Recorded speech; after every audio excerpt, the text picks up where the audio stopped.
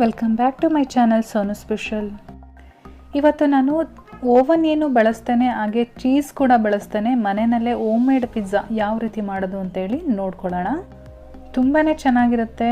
ನೀವು ಪದೇ ಪದೇ ಮಾಡ್ಕೊಂಡು ತಿಂತೀರಾ. ಒಂದು ಸಲ ಮಾಡಿಕೊಂಡ್ರೆ ನಮಗೆ ಮನೆಯಲ್ಲೇ ಇರೋವಂಥ ಇಂಗ್ರೀಡಿಯೆಂಟ್ಸ್ನ ಉಪಯೋಗಿಸ್ಕೊಂಡು ಆರಾಮಾಗಿ ಮಾಡ್ಕೊಳ್ಬೋದು. ಬನ್ನಿ ಹಾಗಾದರೆ ಹೇಗೆ ಮಾಡೋದು ಅಂತೇಳಿ ನೋಡ್ಕೊಳ್ಳೋಣ.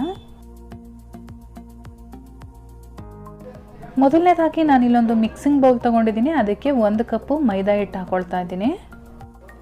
ಈ ರೀತಿ ಮಧ್ಯದಲ್ಲಿ ಓಪನ್ ಮಾಡಿಕೊಂಡು ಅದಕ್ಕೆ ಮೊಸರು ಆ್ಯಡ್ ಮಾಡ್ತಾ ಇದ್ದೀನಿ. ನಾನಿಲ್ಲಿ 1/4 ಕಪ್ಪು ಮೊಸರು ಹಾಕ್ತಾ ಇದ್ದೀನಿ. ನಾನಿಲ್ಲಿ ಫ್ರೆಶ್ ಮೊಸರು ತೊಗೊಂಡಿದ್ದೀನಿ. ಇದಕ್ಕೆ ರುಚಿಗೆ ತಕ್ಕಷ್ಟು ಉಪ್ಪು, ಹಾಗೆ ನಾನಿಲ್ಲಿ 1 ಪ್ಯಾಕು ಈನೋ ಪೌಡರ್ ತೊಗೊಂಡಿದ್ದೀನಿ. ಇದರಲ್ಲಿ 1 ಪ್ಯಾಕ್ ಕೂಡ ನಾನು ಯೂಸ್ ಮಾಡ್ತಾ ಇದ್ದೀನಿ. ಮನೆಯಲ್ಲಿ ಈಸ್ಟ್ ಇದ್ದರೆ ಈಸ್ಟ್ ಕೂಡ ಬಳಸ್ಬೋದು. ನನ್ನ ಹತ್ರ ಈಸ್ಟ್ ಇರಲಿಲ್ಲ, ಹಾಗಾಗಿ ನಾನಿಲ್ಲಿ ಈನೋ ಪೌಡರ್ ಬಳಸ್ತಾ ಇದ್ದೀನಿ. ಈನೋ ಪೌಡರು ಸಿಗಲಿಲ್ಲ ಅಂದರೆ ನೀವು 1 ಟೀ ಸ್ಪೂನಷ್ಟು ಬೇಕಿಂಗ್ ಸೋಡಾ ಕೂಡ ಹಾಕ್ಕೊಳ್ಬೋದು, ಅದು ಕೂಡ ಚೆನ್ನಾಗಿ ಬರುತ್ತೆ. ಇವಾಗ ಇದಕ್ಕೆ ಮಿಕ್ಸ್ ಮಾಡ್ಕೊಂಡಾದಮೇಲೆ ಸ್ವಲ್ಪ ನೀರು ಹಾಕ್ಕೊಂಡು ಹದ ನೋಡಿಕೊಂಡು ಮಿಕ್ಸ್ ಮಾಡ್ಕೊಳ್ಬೇಕು. ಚೆನ್ನಾಗಿ ನಾದ್ಕೊಳ್ಬೇಕು. ಜಾಸ್ತಿ ನೀರು ಹಾಕ್ಕೊಂಡು ತುಂಬ ತೆಳುವಾಗಿ ಮಾಡ್ಕೊಳ್ಳೋಕೆ ಹೋಗಬೇಡಿ. ಸ್ವಲ್ಪ ಸ್ವಲ್ಪನೇ ಹಾಕ್ಕೊಂಡು ನಾದ್ಕೊಳ್ಳಿ.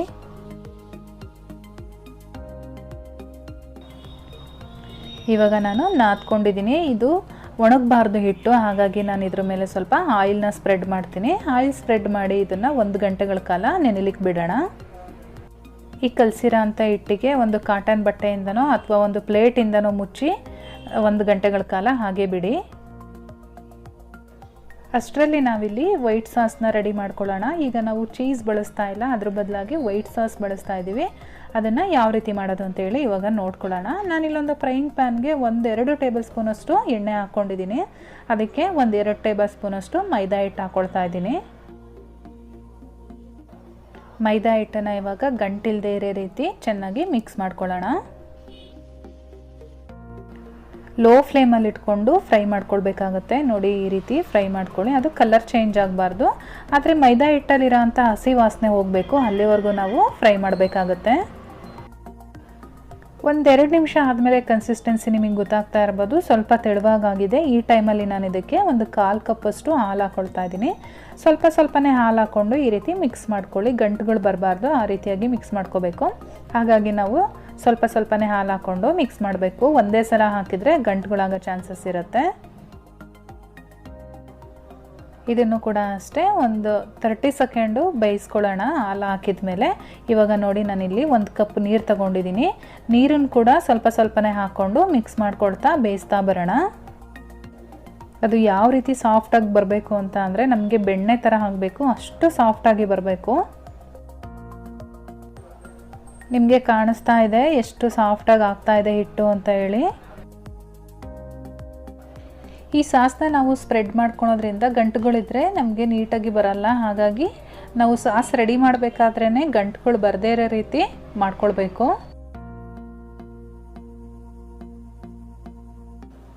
ಇವಾಗ ನೋಡಿ ಎಷ್ಟು ಸಾಫ್ಟಾಗಿ ಆಗಿದೆ ಅಂತ ಹೇಳಿ. ಇಷ್ಟು ಸಾಫ್ಟಾಗಿ ನಾವು ಬೇಯಿಸ್ಕೊಂಡಾದ್ಮೇಲೆ ನಾನು ಇದಕ್ಕೆ 1 ಟೀ ಸ್ಪೂನು ಬೆಳ್ಳುಳ್ಳಿ ಪೀಸ್ಗಳನ್ನ ಸೇರಿಸ್ಕೊಳ್ತಾ ಇದ್ದೀನಿ. ಹಾಗೆ ನಾನಿಲ್ಲಿ 1/4 ಟೀ ಸ್ಪೂನಷ್ಟು ಪೆಪ್ಪರ್ ಪೌಡ್ರು ಜೊತೆಗೆ 1/4 ಟೀ ಸ್ಪೂನಷ್ಟು ಉಪ್ಪನ್ನು ಕೂಡ ಸೇರಿಸ್ಕೊಂಡಿದ್ದೀನಿ. ಇದನ್ನೆಲ್ಲ ಚೆನ್ನಾಗಿ ಒಂದ್ಸರಿ ಮಿಕ್ಸ್ ಮಾಡ್ಕೊಳ್ಳೋಣ.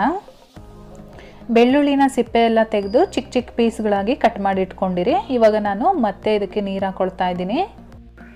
ಸಾಸ್ ತಣ್ಣಗಾದ್ಮೇಲೆ ಸ್ವಲ್ಪ ಗಟ್ಟಿ ಆಗಿಬಿಡುತ್ತೆ, ಹಾಗಾಗಿ ತುಂಬ ಗಟ್ಟಿಯಾಗಿ ಮಾಡ್ಕೊಳ್ಳೋಕೆ ಹೋಗಬೇಡಿ. ಸ್ವಲ್ಪ ಫ್ಲೋಯಿಂಗ್ ಕನ್ಸಿಸ್ಟೆನ್ಸಿ ಇರಲಿ.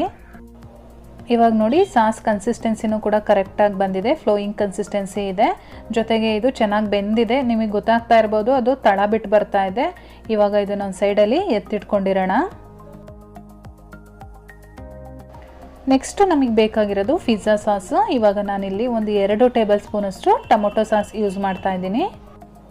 ನೀವು ಬೇಕಾದರೆ ಮನೆಯಲ್ಲೇ ರೆಡಿ ಮಾಡ್ಕೊಳ್ಳೋದಿದ್ರೆ ಮಾಡ್ಕೊಳ್ಬೋದು. ನನ್ನ ಹತ್ರ ರೆಡಿ ಇದ್ದಿದ್ದರಿಂದ ನಾನು ಇದನ್ನೇ ಯೂಸ್ ಮಾಡ್ತಾ ಇದ್ದೀನಿ. ಜೊತೆಗೆ 1 ಟೀ ಸ್ಪೂನಷ್ಟು ಇಲ್ಲಿ ನಾನು ಚಿಲ್ಲಿ ಫ್ಲೇಕ್ಸ್ ಹಾಕ್ಕೊಂಡಿದ್ದೀನಿ. ಇದಕ್ಕೂ ಕೂಡ ನಾನು 1 ಟೀ ಸ್ಪೂನಷ್ಟು ಸಣ್ಣದಾಗಿ ಹೆಚ್ಚಿರ್ತಕ್ಕಂಥ ಬೆಳ್ಳುಳ್ಳಿ ಪೀಸ್ಗಳನ್ನ ಹಾಕ್ಕೊಂಡು ಈ ರೀತಿ ಚೆನ್ನಾಗಿ ಒಂದ್ಸರಿ ಮಿಕ್ಸ್ ಮಾಡಿಕೊಂಡು ಇದನ್ನು ಕೂಡ ಒಂದು ಸೈಡಲ್ಲಿ ಎತ್ತಿಟ್ಕೊಂಡಿರೋಣ.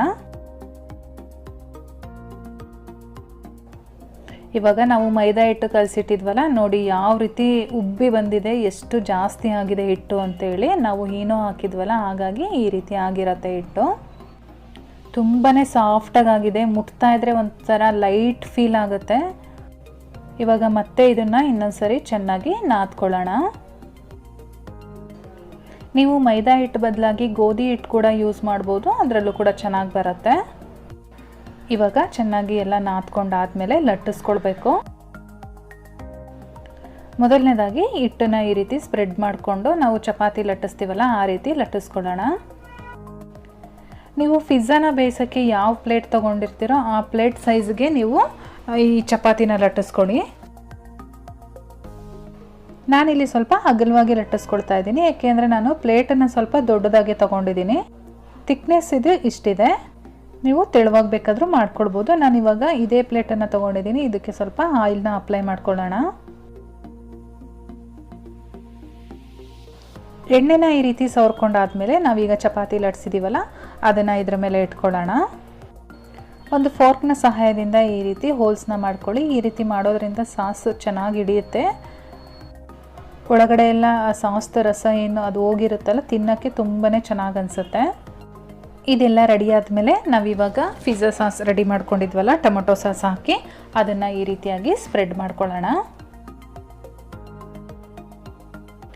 ಟೊಮೆಟೊ ಸಾಸ್ ಹಾಕಿದ ಮೇಲೆ ನಾವು ರೆಡಿ ಮಾಡ್ಕೊಂಡಿದ್ದೀವಲ್ಲ ವೈಟ್ ಸಾಸು, ಅದನ್ನು ಇದ್ರ ಮೇಲೆ ಈ ರೀತಿಯಾಗಿ ಸ್ಪ್ರೆಡ್ ಮಾಡ್ಕೊಳ್ಳೋಣ. ವೈಟ್ ಸಾಸ್ ಏನಾದರೂ ಜಾಸ್ತಿಯಾಗಿ ಮಿಕ್ಕೋದ್ರೆ ತಲೆ ಕೆಡಿಸ್ಕೋಬೇಡಿ, ಒಂದು ಏರ್ ಟೈಟ್ ಕಂಟೈನರ್ ಒಳಗಡೆ ಹಾಕಿ ಫ್ರಿಡ್ಜಲ್ಲಿ ಇಟ್ಕೊಂಬಿಡಿ. ಮತ್ತೆ ಏನಾದರೂ ನೀವು ರೆಸಿಪಿ ಮಾಡ್ತೀರಾ ಅಂದರೆ ಯೂಸ್ ಮಾಡ್ಬೋದು, ಬಿಸಾಡ್ಲಿಕ್ಕೆ ಹೋಗಬೇಡಿ.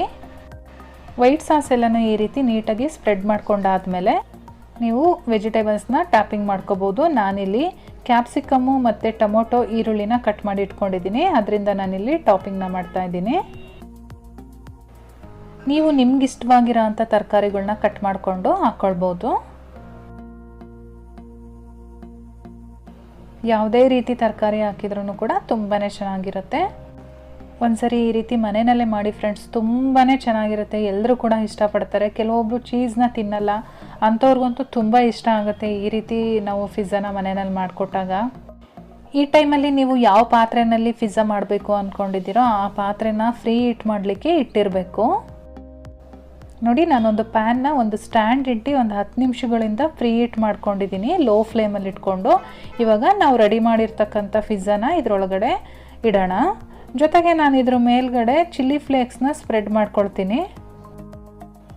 ಇದ್ರ ಜೊತೆಗೆ ನೀವು ಬೇಕಾದರೆ ಆರಿಗ್ಯಾನೋ ಅಂತ ಬರುತ್ತೆ, ಅದನ್ನು ಕೂಡ ಈ ರೀತಿ ಸ್ಪ್ರೆಡ್ ಮಾಡ್ಕೊಳ್ಬೋದು. ಟೇಸ್ಟ್ ಅಂತೂ ತುಂಬಾ ಚೆನ್ನಾಗಿ ಬರುತ್ತೆ. ಈ ರೀತಿ ಎಲ್ಲ ನಾವು ಸ್ಪ್ರೆಡ್ ಮಾಡ್ಕೊಂಡಾದ್ಮೇಲೆ ಒಂದು ಲಿಡ್ ಕ್ಲೋಸ್ ಮಾಡಿ ಸುಮಾರು 25ರಿಂದ 30 ನಿಮಿಷಗಳ ಕಾಲ ಲೋ ಫ್ಲೇಮಲ್ಲಿ ನಾವು ಬೇಯಿಸ್ಕೊಳ್ಬೇಕಾಗತ್ತೆ.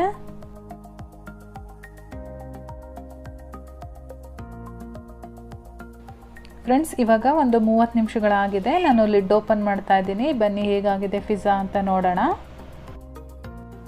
ತರಕಾರಿಗಳೆಲ್ಲ ಕಲರ್ ಚೇಂಜ್ ಆಗಿದೆ, ಚೆನ್ನಾಗಿ ಬೆಂದಿದೆ. ನೋಡಿ, ಕಾಣಿಸ್ತಾ ಇದೆ ಅಲ್ವಾ? ಇವಾಗ ಇದನ್ನು ಹೊರಗಡೆ ತೆಗೆಯೋಣ.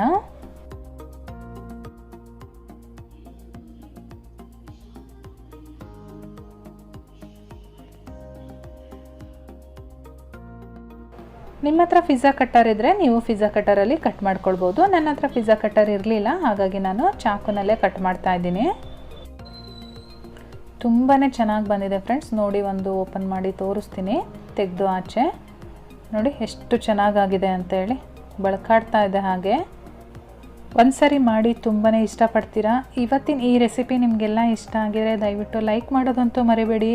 ಹಾಗೆ ನಿಮ್ಮ ಫ್ಯಾಮಿಲಿ ಮತ್ತು ಫ್ರೆಂಡ್ಸ್ ಜೊತೆ ಶೇರ್ ಮಾಡ್ಕೊಳ್ಳಿ, ಅವ್ರಿಗೂ ಕೂಡ ಹೆಲ್ಪ್ ಆಗುತ್ತೆ. ಜೊತೆಗೆ ಮತ್ತಷ್ಟು ಈಸಿ ರೆಸಿಪೀಸ್ಗಾಗಿ ನನ್ನ ಸೋನು ಸ್ಪೆಷಲ್ ಚಾನಲ್ನ ಸಬ್ಸ್ಕ್ರೈಬ್ ಮಾಡ್ಕೊಳ್ಳಿ. ನಾನು ಮತ್ತೆ ಸಿಗ್ತೀನಿ ನಿಮಗೆ ಇನ್ನೊಂದು ಈಸಿ ರೆಸಿಪಿಯೊಂದಿಗೆ. ಅಲ್ಲಿವರೆಗೂ bye bye, take care, thank you for watching.